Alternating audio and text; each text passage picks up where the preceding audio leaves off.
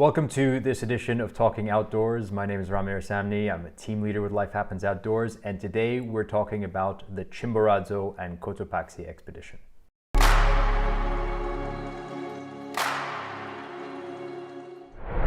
Every day is completely different on the Chimborazo and Cotopaxi expedition. As a starting point, we call it the Chimborazo and Cotopaxi expedition, but really it's all about Chimborazo being the big grand finale. And wherever possible, we do try to climb Cotopaxi. But at the time of recording, Cotopaxi is currently erupting. So what we have been doing is actually climbing Cayambe or Antisana or another big 5,000 meter volcano in the lead up to Chimborazo. So already from that aspect of the itinerary, there's a big amount of flexibility that's built into this itinerary. Ultimately, the aim of the itinerary is to climb 4 big mountains. The first one is usually above 4,000, and we've been doing Ruca Pichincha as the primary mountain on this expedition. The second one is usually Ilinisas Norte, which is above 5,000. It's just a little bit over 5,200 meters. And then we go for either Cotopaxi, Antisana, or Cayambe, depending on conditions. And currently, of course, Cotopaxi currently erupting means that conditions have not been viable for some time. Hopefully that will change, but the climbs of Cayambe and Antisana are actually no less spectacular. And then, of course, finally we go for Chimborazo, which is the big mountain above 6,000 meters, the furthest point on Earth. A typical day starts with waking up in our accommodation. For the first half of the itinerary, we're waking up in Quito and then heading out to do the first and second mountains. So in this case, Ruca Pichincha and Ilinisas Norte. And then we go back to Quito.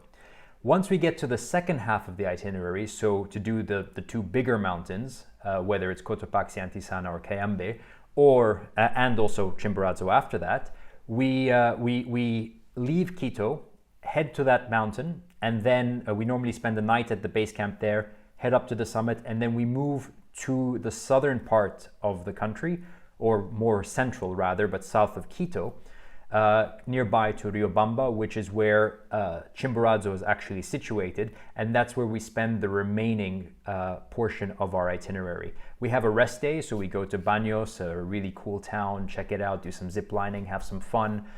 And then, of course, we attempt Chimborazo, which usually involves either 1 or 2 nights on the mountains, depending on the conditions. So there's a great deal of flexibility built into this, and we really do adapt based on the weather, based on conditions, and based on the overall abilities of our team.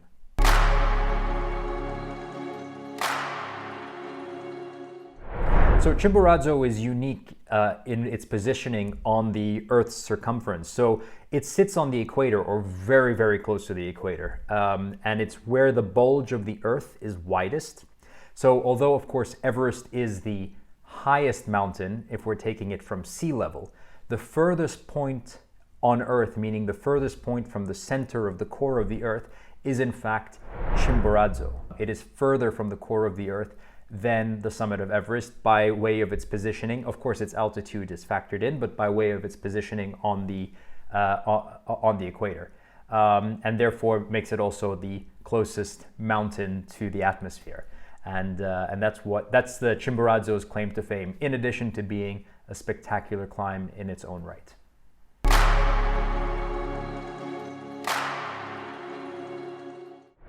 Sometimes it happens that we're not always able to do every aspect of the itinerary. That could be collectively as a group or individually. So maybe there's a day where you're just not feeling it. You'd rather skip out or recover. Maybe there are other considerations at play. So it is possible to have this flexibility in the itinerary where it's possible to skip a day, because it's not a linear itinerary. It's not a linear itinerary in the same way that, for example, Kilimanjaro is, where you can't skip day 1 because or day 3 because it's followed by day 2, and day 4 comes after that, and there's a linear progression of the itinerary along the trail. With the Chimborazo expedition, what happens is that we actually have the opportunity to go, kind of bounce back and forth. We start in Quito, we go to Ruca Pichincha, we go back to Quito, then we go to Cotopaxi, and then we go elsewhere. So so in that period, we're able to build in a degree of flexibility where if somebody needs to sit out a portion of it for whatever reason, it would be possible to rejoin the experience without actually, losing out on the overall expedition.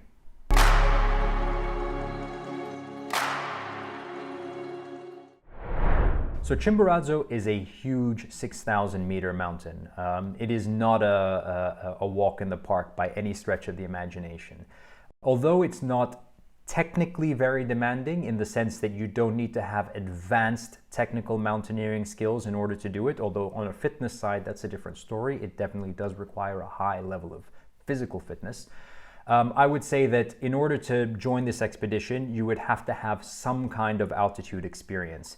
Definitely have some trekking experience with Kilimanjaro and mountains that are high in altitude.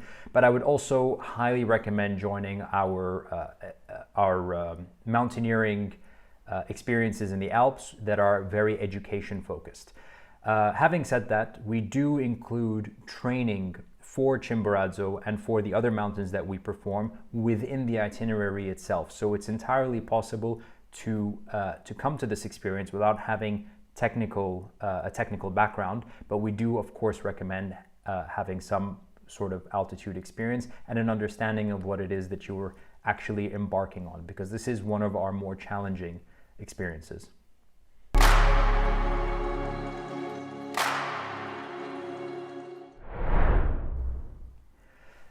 Physical fitness is always a very difficult thing to explain to people because it means different things to different people. So I'll try my best to create a framework that we can kind of all understand somehow. So starting off, Chimborazo is a gigantic mountain, and the itinerary itself is very physically demanding. So a typical day with us means that we're going to be ascending something in the range of 1,000 vertical meters over around 8 or 9 kilometers every single day within the itinerary. And that's a huge physical achievement. So what I would recommend to people is that they should be engaged in some kind of physical activity or sport at least 3 to 4 times a week in the lead up to this experience. Now that could be anything. You could be, you could go for a run, you can go for a swim, you can go for hikes.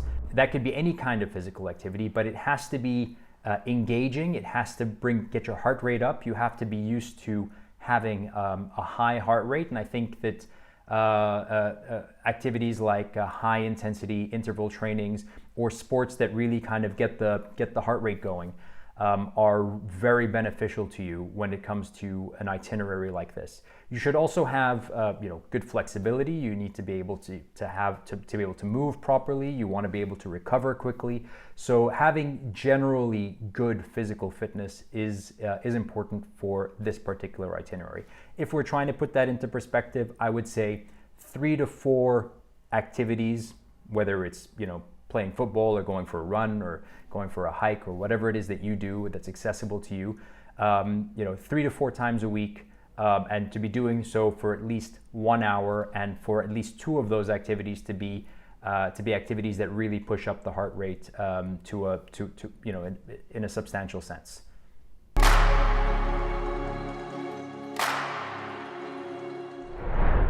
So Ecuador is on the equator, and that means that every day is the season and every day is not the season.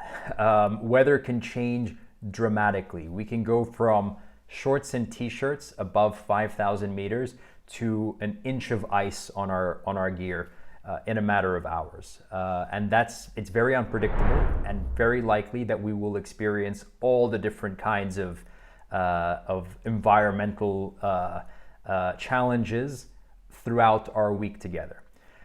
In Quito, we normally experience very, very mild weather. So in the evenings, it's kind of like 16, 17 degrees Celsius. During the day, it can be in the mid to high 20s, which is very pleasant. When we get up into the higher altitude environment, we can always imagine that it drops down substantially. Summit nights on both big experiences towards the second half of the itinerary, you can expect it to be well below freezing, and in some instances as low as -15.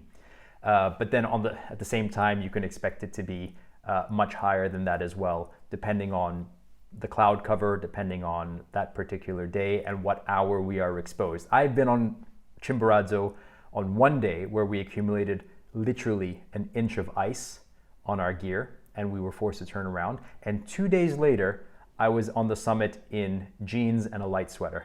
So the weather can be very, very, very diverse. What I would say is stick to the gear list, make sure that you have everything that's on there, because if you have that, you'll have everything you need for all the eventualities throughout the week together.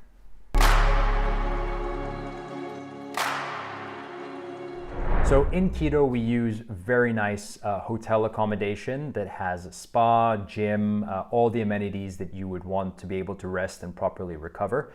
We spend 4 nights of our itinerary in Quito. The remaining portion is spent either at the base camps, so that would be in the case of Antisana or Cayambe or Cotopaxi, that would be either a mountain hut or tented accommodation that we set up. And on Chimborazo as well, there are fixed tents that are there all year round, and that's what we would be using to summit, as all expeditions would. But we also use hacienda down in the valley just close by to Chimborazo, where we spend normally around 2, sometimes 3 nights, depending on the conditions in the mountains, which is also very comfortable, very relaxing, and also has a spa. So wherever it's possible to kind of make it easy for people and to have a good level of accommodation and a great opportunity for us to recover, we take it. But in the mountains themselves, we're obliged to use what is available. And for the most part, that means a tented accommodation for the summit pushes.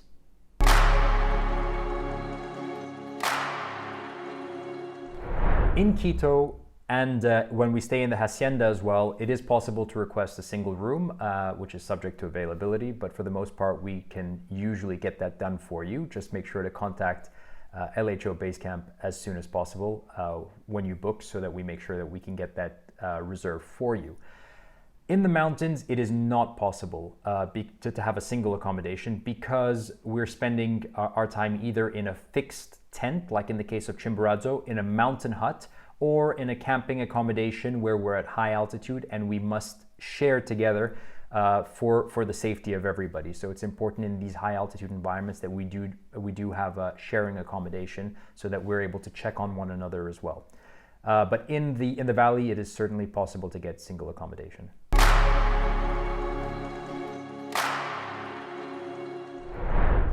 So Quito is at almost 3,000 meters. So immediately when you land in Quito, you're already in a high altitude environment. And altitude is definitely a concern for us going to 6,000 meters as well. And that's why we have 4 mountains that we do in the sequence that we do it. So we follow an acclimatization schedule of climbing high and sleeping low. And this would maximize our opportunities for us to acclimatize. I would say that it is definitely something that that we keep an eye out for, and the itinerary is designed to accommodate, but I wouldn't say that we've ever faced any serious issues vis-a-vis altitude sickness because of the way that the itinerary is designed.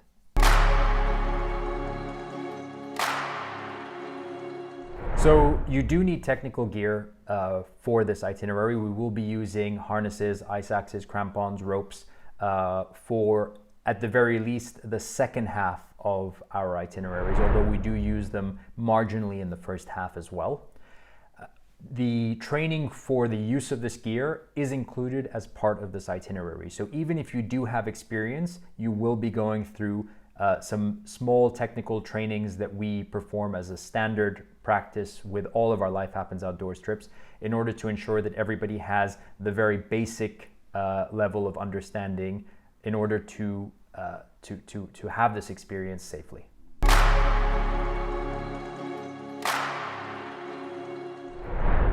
It's definitely possible to rent gear from Quito. It's also possible to buy gear. So if there's anything that's missing from the gear items that we recommend you bring, it's possible to go ahead and rent those locally. That's no issue.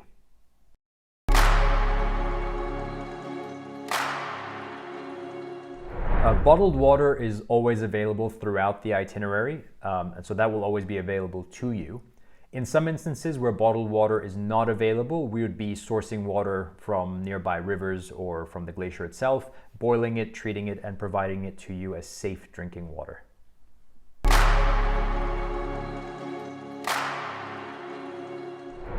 So what goes into your day pack depends entirely on the day. For the most part, we will brief you every single day, actually, on what goes into your day pack for the following day.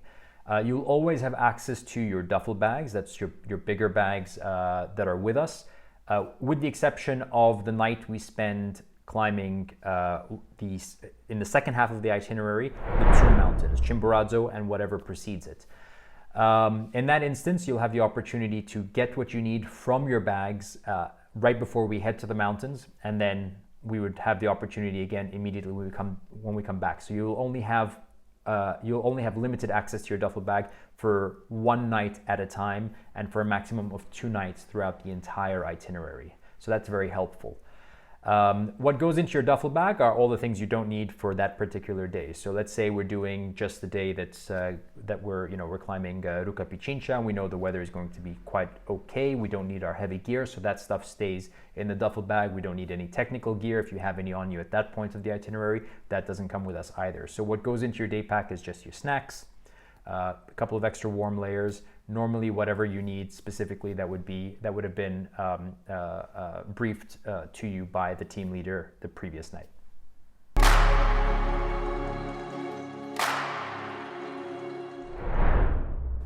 That depends entirely on your spending habits. Some people, they come to a place like Ecuador and they can really do it on a budget. Some people want to come and spend and have gifts they want to bring, and I get it. So I would say what most people have used during our itineraries, or what we've seen, is I would say budgeting for around $450, 400 euros, 350 pounds, roughly somewhere along that spectrum, I think would be the best recommendation in this instance. So and that would cover things like buying extra snacks, buying a souvenir here or there, tipping if you want to as well. So that would probably be the recommendation that we would give you based on what we've seen other community members like you spend on this kind of trip.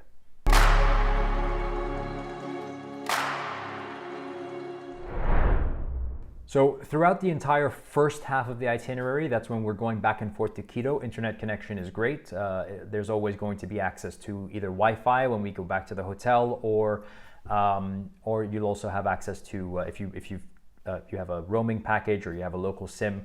There's always access to that connection.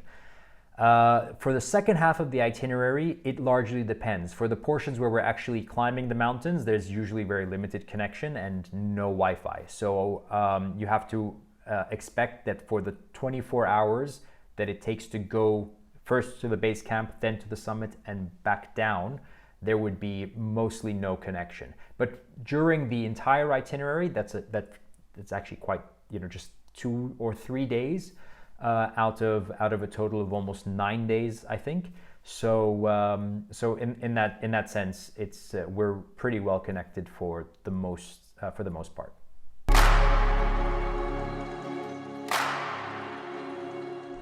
Traveling to foreign countries, especially if they're far away from home and from what you're used to, can sometimes feel daunting, and there are always do's and don'ts in our own countries that we're very well aware of, and we're not so sure what it'll be like when we go to these other places, especially when there's a language barrier.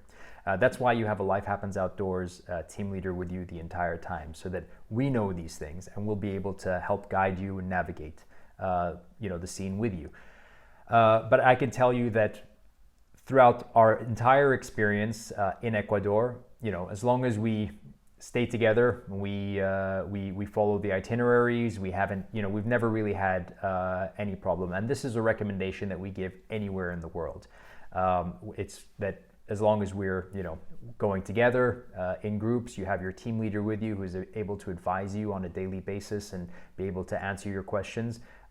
We never really have any problems. But of course, you never really know with these things. Anything can happen anywhere in the world, so it's always important to be vigilant. It's always important to exercise just some common sense. There's no need for us to be, if we're looking at going to a market street, for instance, to buy fruits and stuff and explore that part of the town, then wearing gigantic 4 diamond necklaces around our neck and saying, "Hey, look at me," is not necessarily the right way to go. So say exercising common sense, listening to your team leader, and staying in a group wherever we are in the world, whether it's Ecuador or elsewhere, is probably the best way to go when it comes to answering this question.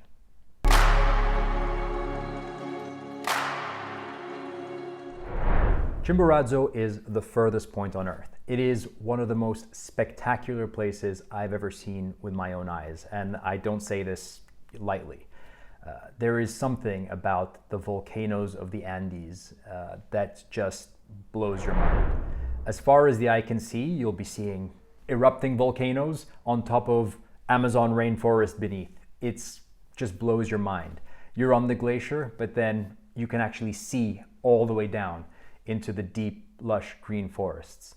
The culture is beautiful, the people are amazing, the alpinism, the andinism actually, the climbing in Ecuador is just unique in so many ways. And I would say that if you're on the fence about this, it's a no-brainer. Everybody should go and climb in Ecuador at least once in their life. So don't overthink this one. It's a beautiful experience.